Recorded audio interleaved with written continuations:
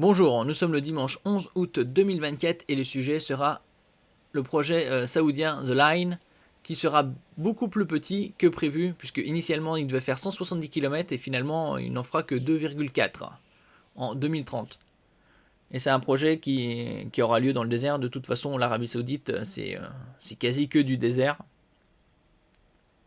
Et initialement prévu, il devait coûter entre 100 et 200 milliards de dollars. Ils investissent dans des projets divers, comme également un parc à thème Dragon Ball, justement, puisque comme les réserves en pétrole s'amenuisent au fur et à mesure, ils essayent d'investir dans différents projets pour que le pays soit attractif et changer les apports financiers, autres que le pétrole. N'oubliez pas de vous abonner pour plus de news nationales, européennes et internationales sur ce monde merveilleux dans lequel nous vivons. En Arabie Saoudite, The Line sera 70 fois plus petite que prévu. Oui, parce que ça passe de 170 à 2,4, c'est-à-dire 98% de réduction.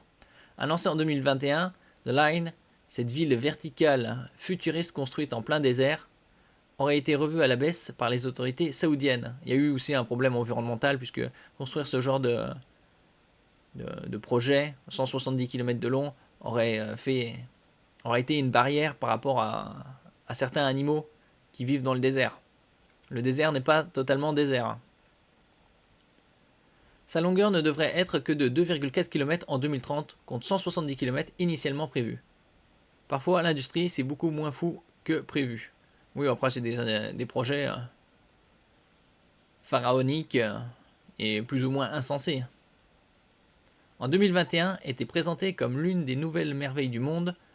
Elle sera vraisemblablement beaucoup plus petite que prévu. The Line, la ville futuriste que développe l'Arabie Saoudite au nord-ouest de son territoire, dans le cadre du projet NEOM, a vu ses ambitions revues à la baisse. Selon les informations de l'agence de presse Bloomberg, les responsables du projet prévoient que 2,4 km soient achevés d'ici à 2030, loin des 170 km de long initialement prévus. Après, est-ce qu'ils vont continuer à faire 170 km par la suite? Bon, ils auraient dû faire déjà une bonne portion là. Et après, on verra ce que ça donne.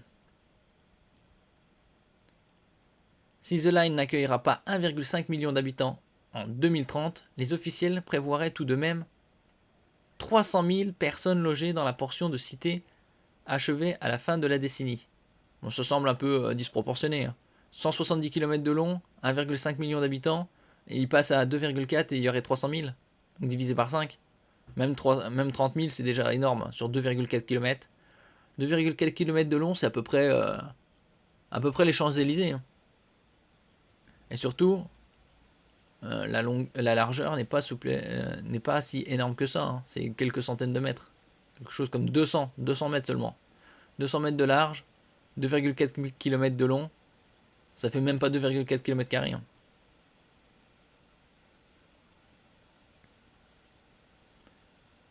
La ville doit s'articuler autour de blocs imbriqués sur une largeur de 200 mètres, entre les deux parois en verre qui encadrent sa structure, entièrement alimentée en énergie renouvelable, probablement solaire, thermique solaire, photovoltaïque.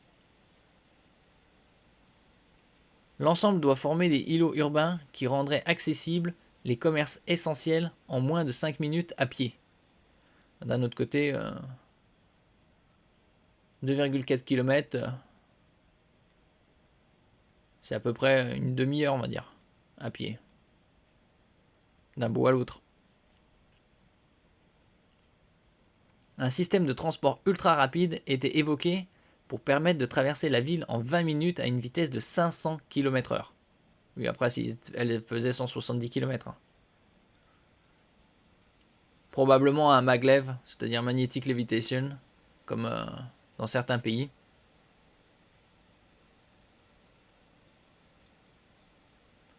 La chute des cours du pétrole se fait sentir sur le chantier.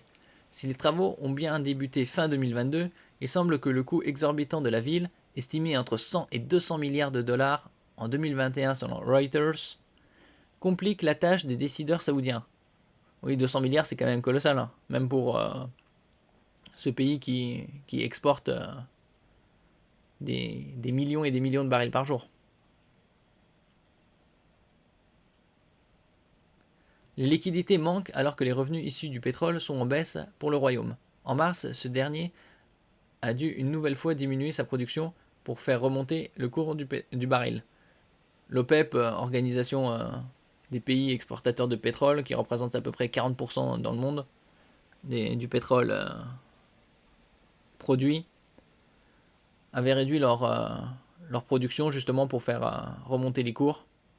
Là actuellement les cours du Brent ou du WTI texan sont entre 70 et 80 dollars.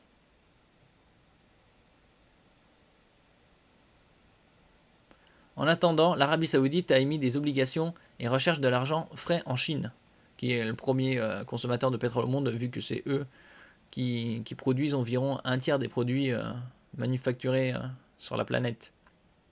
Neom s'est déjà engagé avec plus de 15 grandes entreprises chinoises et a investi dans un certain nombre de startups chinoises, a indiqué Nadmi Al-Nasser, PDG de Neom sur le site du projet. Reste que malgré l'optimiste affiché, l'Arabie Saoudite est à la recherche de nouveaux investisseurs. Ils ont pas mal besoin de thunes aussi, même s'ils ont quelques réserves. Elle aurait récemment fait chou blanc en Chine selon Business Insider. Sur le chantier, les effets du manque d'argent se feraient déjà sentir, comme en témoigne un document qu'a pu consulter Bloomberg. Au moins une des entreprises impliquées dans la construction du site aurait licencié une partie de ses salariés dans la zone. Après, c'est un projet colossal. Bon, ils ont réduit de toute façon à 2,4 km. Prouesse architecturale et technologique pour les uns, le projet fait face à une vague mondiale de critiques pour ses effets dévastateurs sur l'environnement. Ainsi, les 170 km de long et 500 mètres de haut de la structure généreront la migration des espèces du désert d'Arabie. On pensait que, certains pourraient penser que dans le désert il n'y a presque rien comme vie, mais ce n'est pas le cas. Sans compter sa surface miroir qui sera fatale à des milliers d'oiseaux, voire même des millions. Parce que 170 km de long, c'est quoi? Après, ça c'était le projet initial. Selon les confidences d'un ancien officier supérieur de l'armée saoudienne à la BBC, plusieurs villages situés sur le tracé ont été expulsés avec l'ordre d'abattre les habitants qui résisteraient. C'est la démocratie selon l'Arabie Saoudite. Après, est-ce que c'est vrai? C'est bien possible. Bon, d'un autre côté, ce projet ira pas bien loin. Pour l'instant. Merci pour votre écoute. N'oubliez pas de mettre un j'aime, un commentaire, de partager et de vous abonner à la chaîne. À la prochaine fois.